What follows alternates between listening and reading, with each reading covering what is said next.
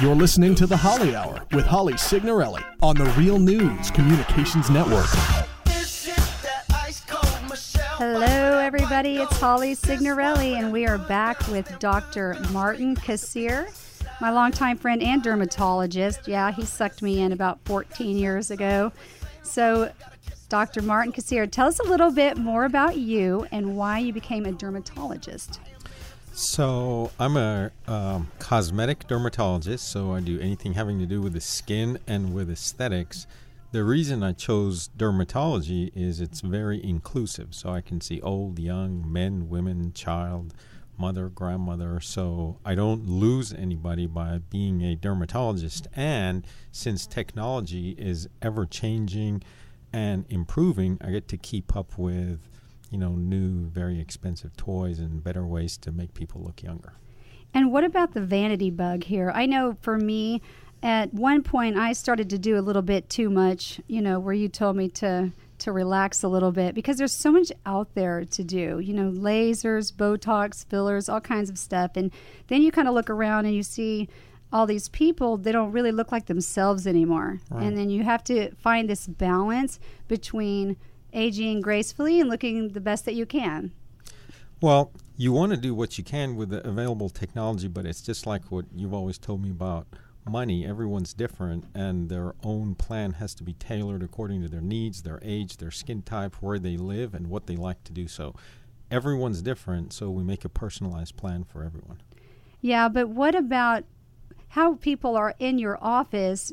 Are they trying to get you to do a lot more than they should have done? And do you have to tell them, hey, you don't really need that, or I don't want to do that for you? Or do you just do it because they're paying you? Oh, of course not. We definitely have to manage their expectations. It's my job to maximize their results per dollar that they spend, and also to keep them out of danger and not doing procedures that could even be contraindicated or not good for them. So we sort of have to morph from what their expectations are based on the marketing that's been done to them, and then what's real and what they actually need. So we only do what people really need.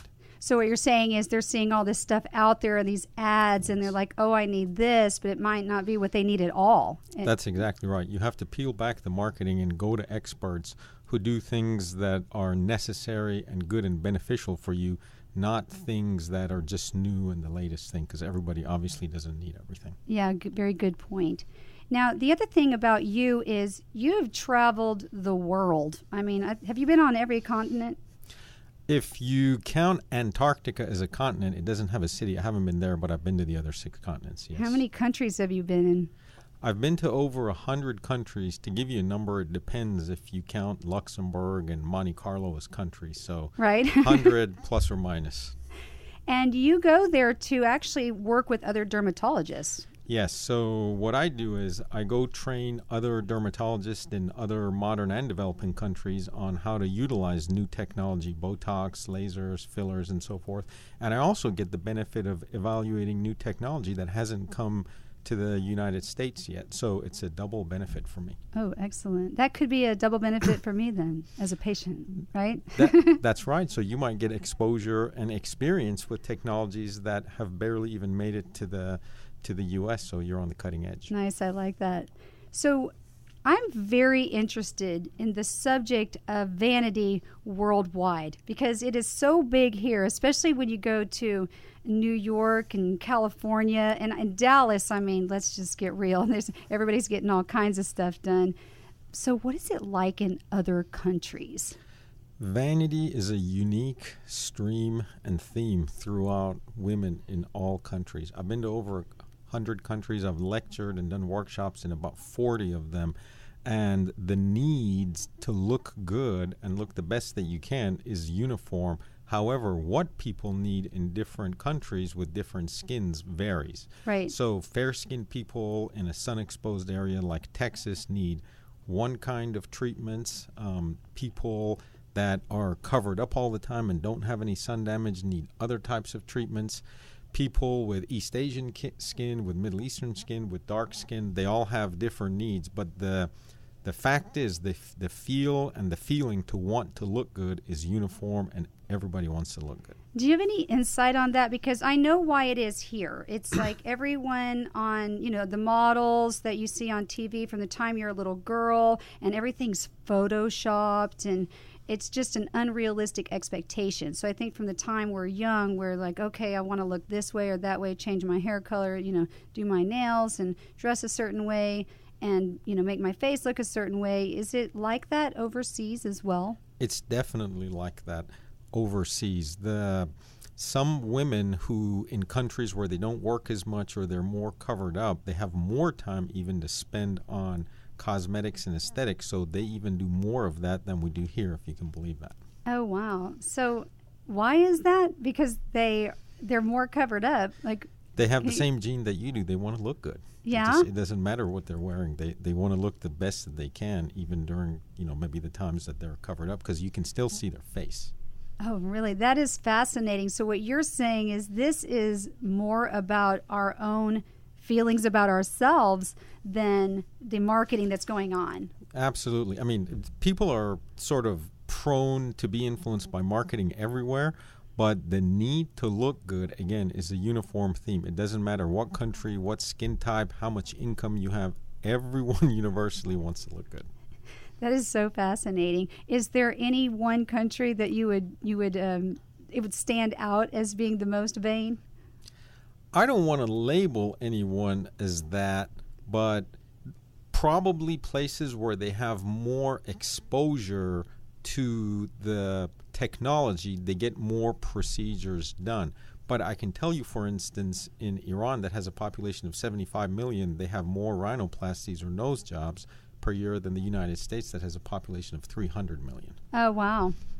Wow. Is that an ethnic thing, or is that because of this is the, what people see the most of? Well, there's definitely regional distributions of procedures. So East Asians and Southern Asians who don't get wrinkles as often, they spend more time and money on, for instance, pigmented lesions. Yeah. In South Asia or places like India, if people have certain pigmented lesions or white spots, they might not even be better candidates for someone to marry them. So they address that first. In other places, there's wrinkles. In other places, there's moles.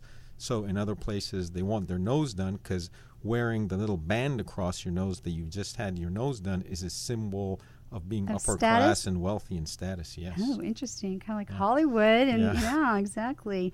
Well, I think I want to switch gears now because you have done more traveling than anybody I know. And I do know a lot of people that travel. I travel a lot, but not overseas. I've only been overseas one time. So because of your traveling, you have a lot of insight on how people can get the most out of their miles and things like that. Most out of their miles and out of their dollars.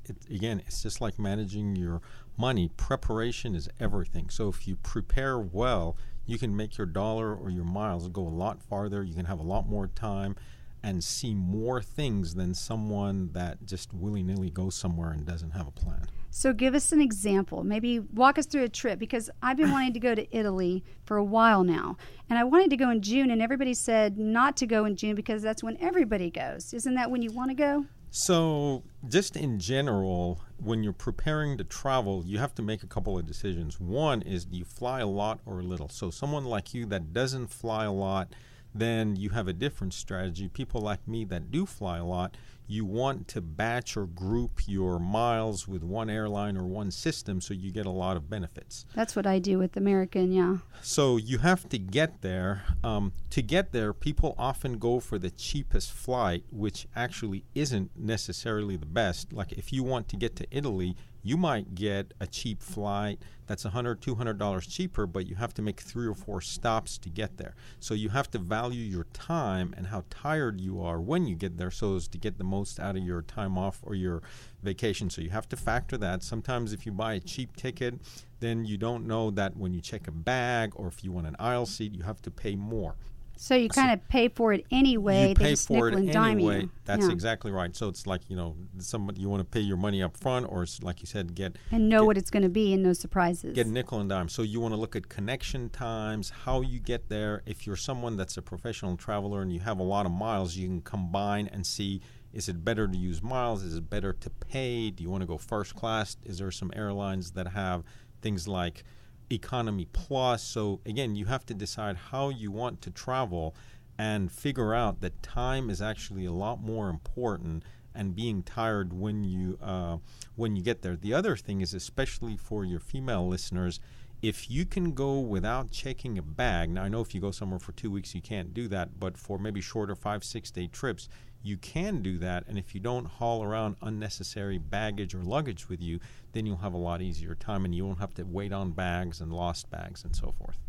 And what about flying first class? I like to use my miles to upgrade to first class, but I know some people think that doesn't make sense if you're just flying for like 3 hours, but it's kind of like the comfort factor too, especially if you travel a lot. Because again, I've only been overseas one time, but I travel a lot here, back and forth to New York and other cities, and it's just a more pleasant experience, and using the miles seems like it makes a lot of sense. Let's take your example of going to Italy, for instance. So if you're going from Dallas-Fort Worth to Italy, you can fly direct from Dallas to London, Frankfurt, Paris, and Madrid. So if you can go business class, not even first class, on the flight across the Atlantic, which is longer, that's worth it. But you don't want to go first class within Europe, because less than a 3-hour flight, which is what your flight would be from any of those cities to Rome, you get the same seat anyway. So first class doesn't mean much. So from here to get over there, your longest part class of your flight,